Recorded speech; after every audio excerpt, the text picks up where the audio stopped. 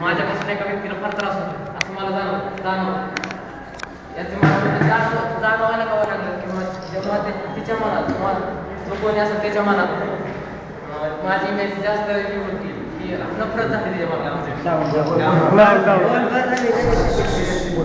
पण खरं पाहता मला ती आवडायची. पण मी जरी आता तिला म्हणजे विसरायचं म्हणत असला तरी तिची इमेज काय असेल की माझ्या मनात तशीच राहणार. पण नाही बोल रवी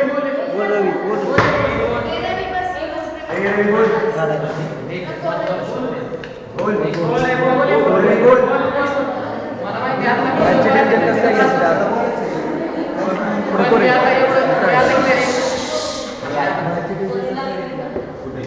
ते मनातून एक सांगतो की मी आजपासून तिला कसलाही त्रास देणार नाही. ती माझ्यासोबत बोलली किंवा नाही बोलली.